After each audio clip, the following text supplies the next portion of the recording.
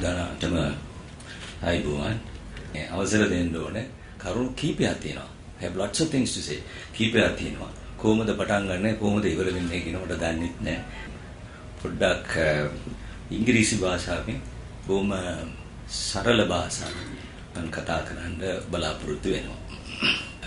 Thank the chairman of the Industrial Development Authority and the Honorable Minister for organizing such a wonderful event. I never thought that this event will be so big. I thought it was a small event. You start up the logo and leave the place, but it's very good. Directors and all the employees, I must thank all of you. As the chairman said, it's not only he but all the 10 members and the employees will be working with lot of effort. And in this, the small and medium industries are very important. In Korea, the development of industries took place with the small and medium industries. You know these big companies, you have heard of these LG, and then you have heard of Samsung, you have heard of all these big companies. All these companies don't produce all the things in their factories. They produce the parts of these things in small units, small and medium industries. And they keep a very high quality standard. Quality standards are very high. So parts are made for the big companies. The big companies go and test the parts.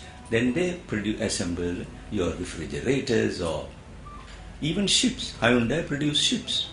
So this industrial revolution model of Korea is an important model for us to follow.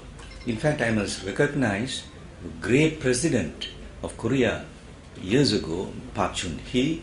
When President Park Chung-hee became the president, the per capita income of Korea was only $300. When he left after 18 years, the per capita income was $5,000. Just $300 to $5,000. And this could be possible with this development of industries, small and medium industries. So we have a lot of potential and we must try and do this.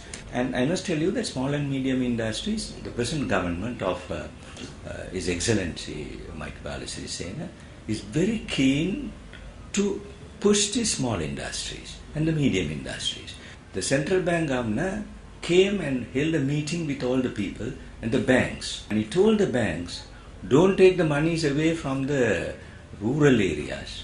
Because banks have a habit of collecting savings and all from the rural people and spending it on something in the urban. So we wanted to see that they spend the monies in the rural areas. All the commercial banks, Bank of Ceylon or People's Bank, all these people, I think we must try and see that the commercial banks spend a lot of money on the small and medium industries. Industrial Development Authority and the Honorable Minister must have a clear plan.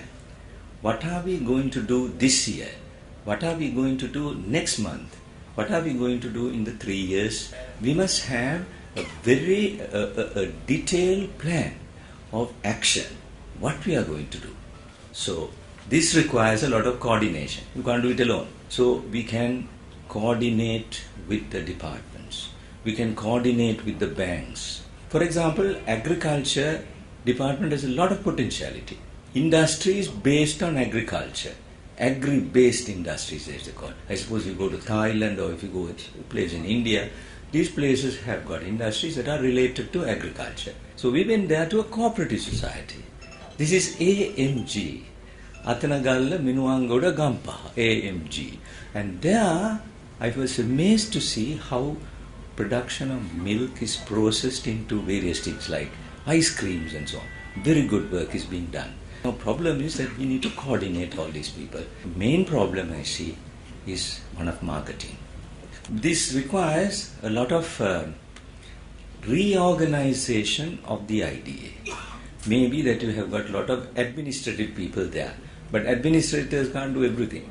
You must have scientists, you must have marketing experts, you must have statisticians. We must ask the management services department to get the cadre revised in order to meet the requirements of the IDA. I see another possibility of coordinating with the neighbor provinces, like for example Sabragamuwa or Southern Province. You need to coordinate and get the best out of for the purpose of marketing or getting your products. Raw materials can be got from, say, Uva or Sabragamuwa. It can be manufactured here. It can be circulated within the country. Then the third stage is where you go for exports. What is it that the countries want from us? European countries, Asian countries. India is a very large market. There's an industrialist here, Mr. Subramanian. He produces joysticks, Handunkuru, and then markets it in India. Am I right? Yeah.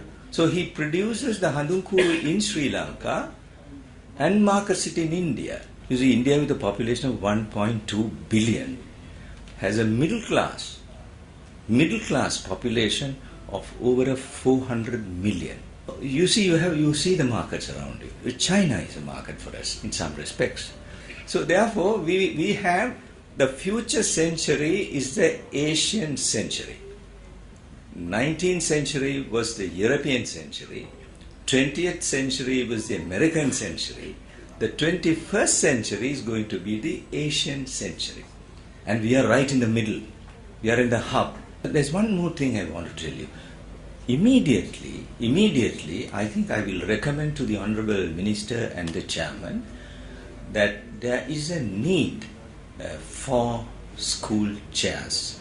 All schools need chairs, furniture for preschools, and these are required immediately.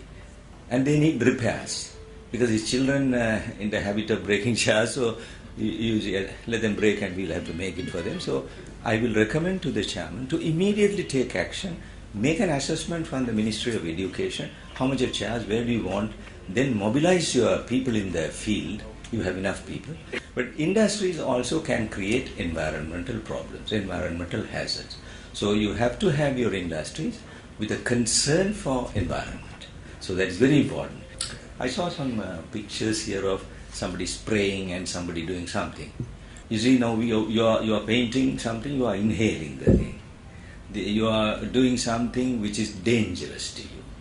So the industrial hazards by way of chemicals, by way of dangerous activities, electrical things like that.